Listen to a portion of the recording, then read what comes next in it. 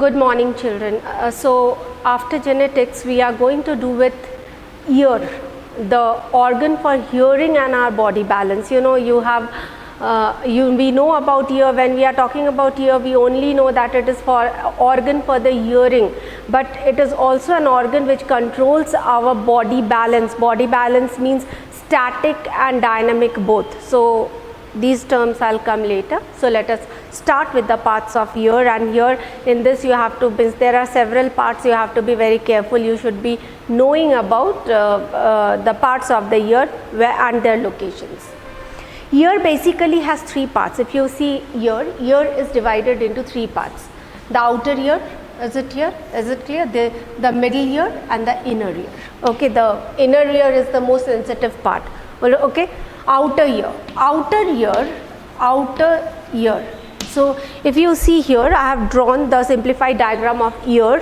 So if you see, outer ear means the part of the ear which is in contact with the external environment. Is it atmosphere? So what are these? It consists of pinna. Okay, pinna, this external ear, what we call. Is it all right? Then there is a canal which is called auditory canal, okay, which leads to a membranous structure we call as tympanum. This is also known as eardrum. This one is only known as eardrum. So this part is, you know, and rest of the parts after this, after eardrum, this is present in a bony cavity of our skull. All right. So here this part is towards the outer side. That is why what happens, like, that is why we term it as the outer ear. So outer ear consists of the pinna, the auditory canal, and the tympanum.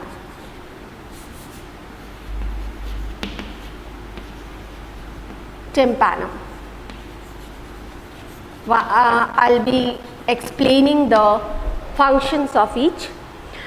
Now, what is pinna? Pinna receives the sound vibration. You know, it is something like a cone. It receives the sound waves rather. As it sound travels in the form of wave, it receives the sound waves. All right.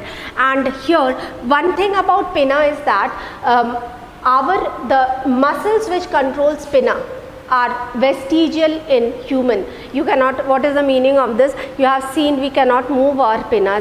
You have seen other animals, cows, dogs, they can move their pinna.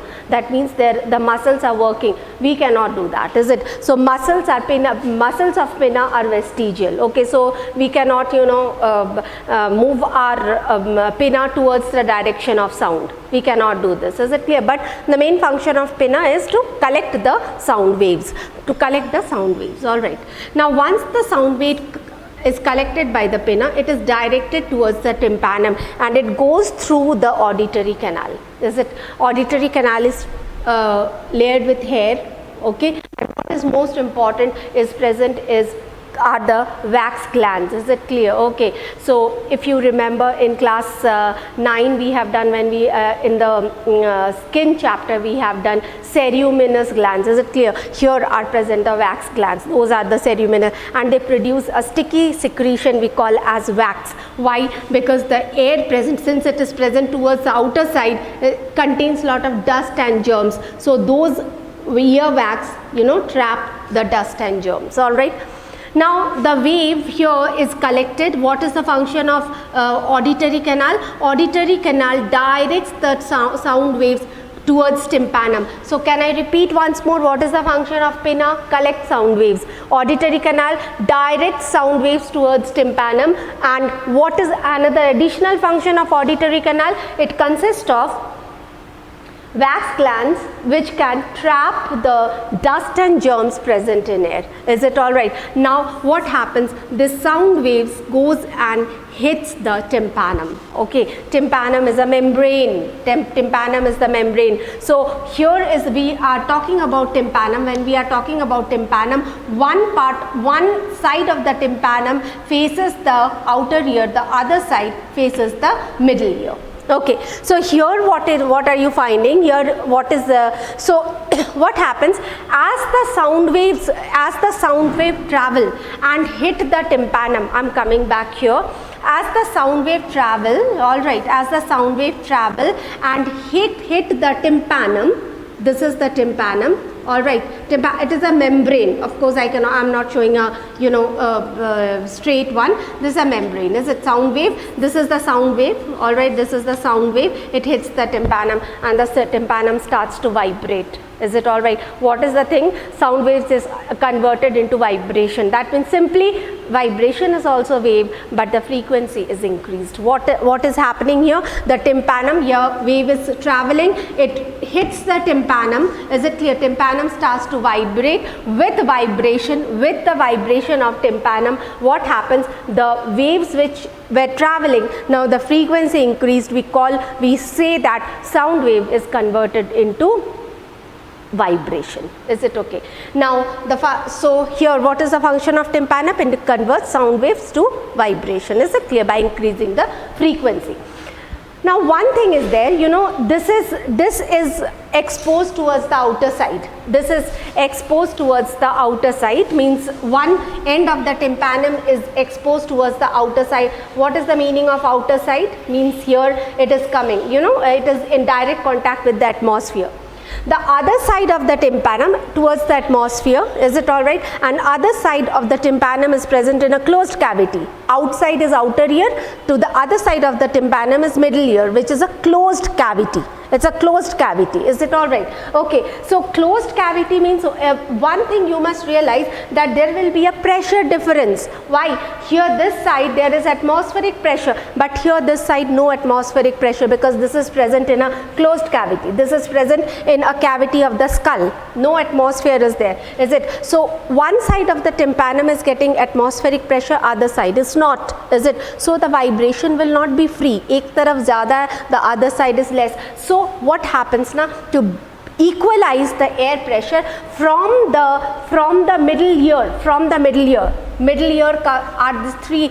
From the middle ear arises a tube-like structure. So from our ear a tube-like structure arises and it opens into our pharynx. It opens into our pharynx. What is pharynx?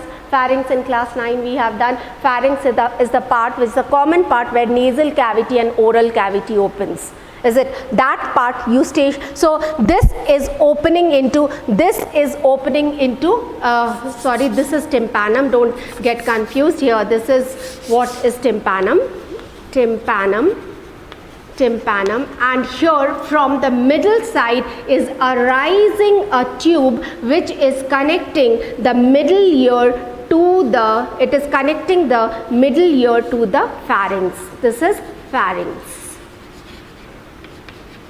Okay, in your book it is written throat. Which part of the throat? It is pharynx. Is it clear? And what do we call this as? The eustachian tube. We call this tube as the eustachian tube. Very important from examination point of view.